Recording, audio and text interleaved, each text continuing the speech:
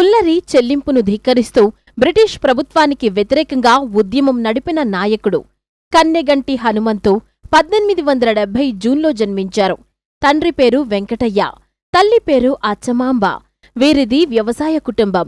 గ్రామాధికారుల ఆగడాలను చూస్తూ పెరిగిన హనుమంతు ప్రజల జీవన పరిస్థితులను మార్చడానికి ఆరాటపడేవారు. ఊరందరి అవసరాలను తీర్చేవారు. గాంధీజీ పిలుపు మేరకు సహాయ నిరాకరణోద్యమంలోకి దూకిన కన్నెగంటి హనుమంతు మించాలపాడు కేంద్రంగా పుల్లరి ఉద్యమాన్ని నడిపారు. కన్నెగంటి నాయకత్వంలో ప్రజలు అటవీ అధికారులను, రెవెన్యూ అధికారులను సాంఘిక బహిష్కారానికి గురిచేశారు. పుల్లరి చెల్లించడం లేదని 18 మంది రైతులకు బేడీలు వేసి ఊరేగిస్తూ తీసుకువెళ్లారు.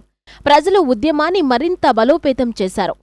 బ్రిటిష్ అధికారులు ఎన్ని విధాలుగా ప్రయత్నించినా హనుమంతు లొంగకపోవడంతో 1922లో మద్రాసు నుంచి ప్రత్యేక కలెక్టర్గా రూదర్ఫర్డ్ను బ్రిటిష్ అధికారులు నియమించారు.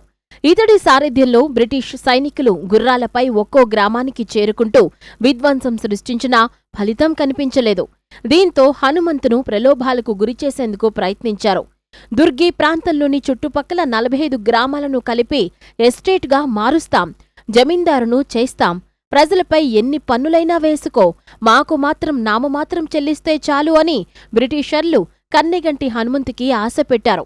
తన ప్రజలను రాబందులకు అప్పచెప్పనని ఈ మహావీరుడు తెగేసి చెప్పేశాడు. దీంతో హనుమంతును హతమార్చడం ద్వారానే ఉద్యమాన్ని ఆపవచ్చని నిర్ణయించుకున్న రూదర్ఫర్డ్ అందుకు పన్నాగం పన్నాడు.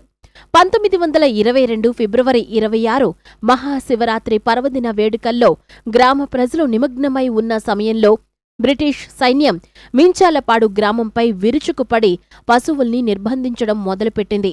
రైతులు అడ్డుకునే ప్రయత్నం చేయగా వారిపై బ్రిటిష్ మిలిటరీ దాడి చేసింది. విషయం తెలుసుకున్న కన్నెగంటి హనుమంతు ప్రజలందరి పన్నును తానే చెల్లిస్తానని ముందుకు వచ్చాడు. పుల్లరి చెల్లిస్తామని అధికారులతో చర్చించేందుకు వచ్చిన కన్నెగంటి హనుమంతుపై బ్రిటిష్ మిలిటరీ కాల్పులు జరిపింది. బ్రిటిష్ వారి కాల్పుల్లో 26 తూటాలు ఆయన శరీరంలోకి దూసుకుపోయాయి. ఆయన అక్కడికక్కడే కుప్పకూలిపోయాడు. ఆయన దాహం తీర్చేందుకు భార్య గంగమ్మ తీసుకొచ్చిన నీటి కుండను సైతం పోలీసులు పగలగొట్టారు. చివరికి వందే మాతరం అని నినదిస్తూనే ఫిబ్రవరి 26 అర్ధరాత్రి కన్నెగంటి హనుమంతు కన్నుమూశారు. వందే మాతరం అని గర్జిస్తూ ప్రాణాలు వదిలిన కన్నెగంటి హనుమంతు స్ఫూర్తితో ఎందరో స్వాతంత్ర్య ఉద్యమ సమరంలో పాల్గొన్నారు. బ్రిటిష్ అధికారుల పట్ల పల్నాటి ప్రజలు అనుసరించిన సాంఘిక బహిష్కరణ విధానం తక్కిన దేశానికంతటికీ దారి చూపింది. కన్నెగంటి హనుమంతు జీవితం భావితరాలకు ఆదర్శం.